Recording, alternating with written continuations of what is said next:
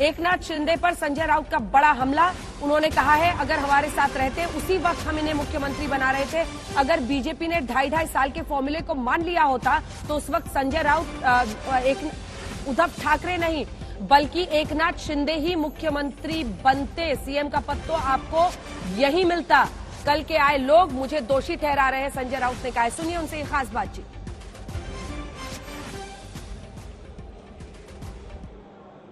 कल के बाद आज पहली बार ये सामने आया मीडिया के। संजय जी, आपको ब्लेम किया जा रहा है कि आप जिम्मेवार हैं सरकार गिराने के लिए। सरकार गिरी तो आप उसके कल पे वो हैं।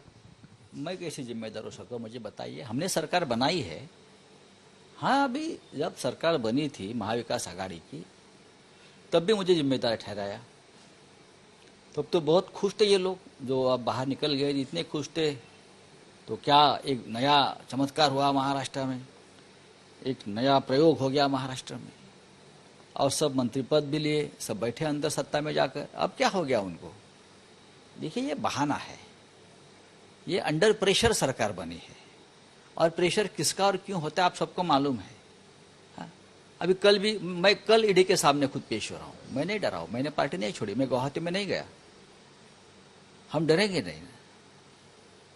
ये डरे हुए लोगों की सरकार है। कुछ लोग जो है जो डरे हुए हैं, वो एक साथ आकर एक गुट बनाया।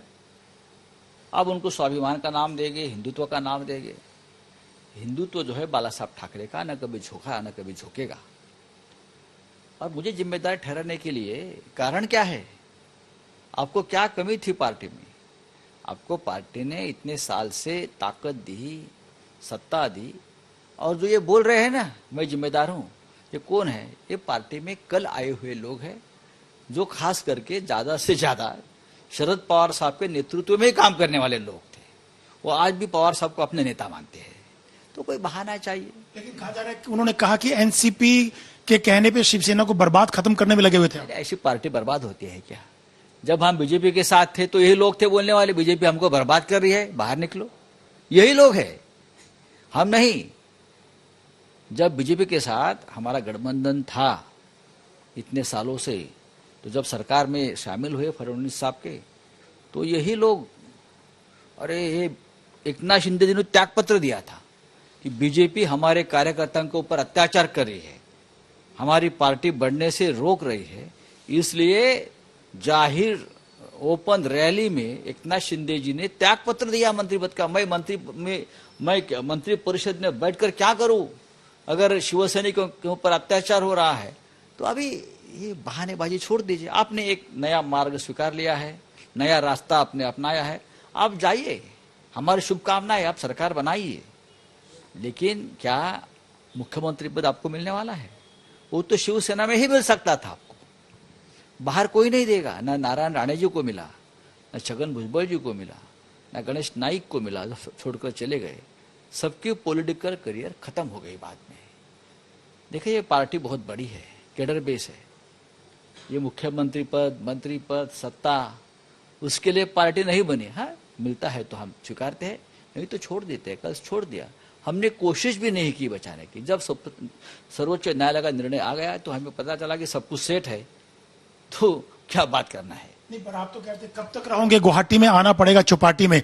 और आप कहते इतने विधायक हमारे संपर्क में हैं, यहाँ की हवा पानी अलग है। लेकिन आपका ये माइंड गेम था या ऐसे ही या आप लोग समझ गए थे कि ये बहुमत खो चुके हैं इसीलिए उद्धव ठाकरे ने कल इस्तीफा दे दिया? अगर हम कोशिश करते तो जरूर बहुमत जुटा पाते। लेकिन अटल जी का जो मंत्र है, मंडी में माल बिकने को तैयार था, हमने खरीदा नहीं। ऑलरेडी लोगों को किसी ने खरीद लिया है। वापस हम मार्केट में जाकर खरीदना अपने ही लोगों को, ये हमारे तत्व में नहीं बैठता है।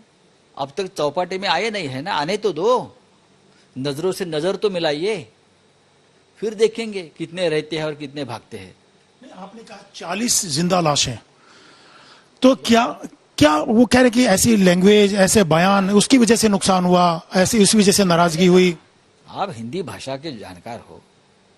जिंदा कौमें, जिंदा लाशें, ये शब्द का कभी हिंदी या मराठी साहित्य में इस्तेमाल नहीं हुआ है। राम मनोहर लोहिया ने कहा है, जिंदा कौमें 5 साल तक इंतजार नहीं करती।